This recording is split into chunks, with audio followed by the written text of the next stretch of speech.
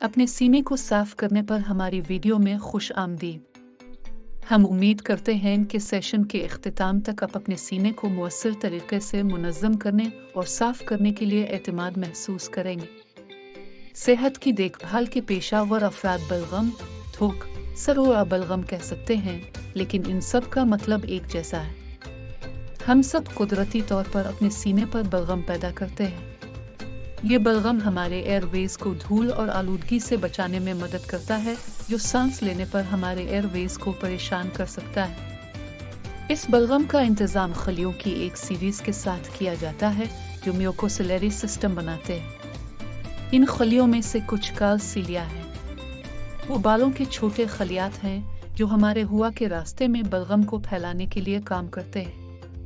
COPD जैसे फेफड़ों की हालत में मुब्तला कुछ लोग ज्यादा बलगम पैदा कर सकते हैं। ये वाकई जरूरी है कि आप उसे अपने सीने से साफ करें। जैसा कि आप तसव्वुर कर सकते हैं कि आपके फेफड़ों का गर्म और नम माहौल है। अगर आपके सीने पर बलगम बनता है तो ये बैक्टीरिया से मुतासिर हो सकता है। आपके हुआ के रास्ते में रुकावट डालने वाला बलगम सांस लेने को भी मुश्किल बना सकता है।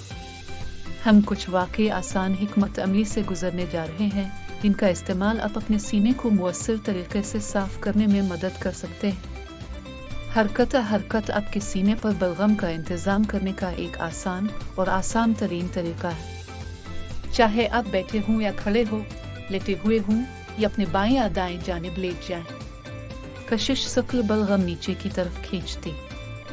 जब हम बैठे होते हैं तो हम बहुत छोटी सांस लेते हैं।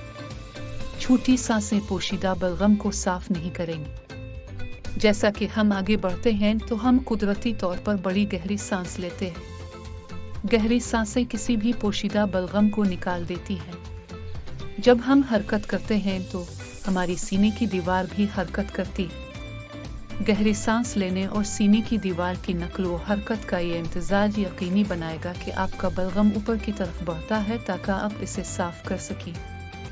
कुछ लोगों के लिए वर्जिश एक कमरे से दूसरे कमरे में मुंतकिल हो सकती है। दूसरों के लिए वर्जिश जिम जा सकती है या घरेलू वर्जिश का प्रोग्राम कर रही है। जिस्मानी सरगर्मी की तामीर और जिस्मानी तंदुरुस्ती के लिए भी वाकई अहम है। इससे हमारे तवानाई के ज़खायर पैदा हो जाएंगे, ताकि अगर आपको सीने का इन्फेक्शन हो तो आपको जल्दी से सेहत याब होने के लिए ज़्यादा तवानाई होगी। हाइड्रेशन या पीने का पानी आपके सीने से बलगम निकालने का एक और आसान तरीका है। ये वाकई अहम है कि हम मुनासिब मिकदार में लेते हैं और अच्छी तरह से हाइड्रेट रखें। सीलिया, छोटे बाल जो बलगम को ऊपर की तरफ फैलाने के लिए काम करते हैं, तो वो पानी की कमी की सूरत में इतना मुअस्सर तरीके से काम नहीं करते। हम तजवीज़ करेंगे कि आप काफ़ी मिकदार में पानी पीते हैं। ये स्क्वाश को पतला करें। हम तजवीज़ करेंगे कि आप चाय और काफ़ी ना, क्योंकि वो डाइवर्टो के तौर पर काम कर सकते हैं और आपको ज़्यादा पानी की कमी बना सकते हैं। कुदरती तौर पर आपकी नाक से सांस लेने से हुआ गर्म हो जाती है।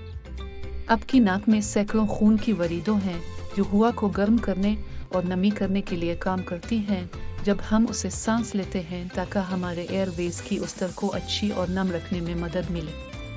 कुछ लोगों को शावर में खड़े आ बैठने को भी मुफीद मालूम होता है कि गर्म भाप बलगम को ढीला करने में मदद मिलती है, ताकि आप इसे ज़्यादा मुअस्सर तरीके से साफ कर सकें।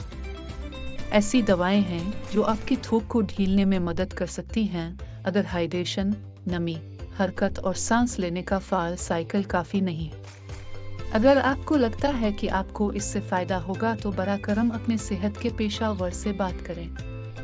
उम्मीद है कि इस प्रेजेंटेशन ने आपको अपने सीने को ज़्यादा मुअस्सर तरीके से साफ करने की कोशिश करने के लिए कुछ आसान हिकमत अमली दी होगी। ताहम अगर आपको लगता है कि मज़कूरा बाला तमाम तकनीकों को आजमाने के बाद आपको अभी भी मज़ीद मदद की ज़रूरत है, तो बरा करम अपने मकामी सेहत की देखभाल के पेशावर से राब्ता करें, जो आपके सांस के फिजियोथेरापिस्ट के हवाला का एहतमाम कर सकता है।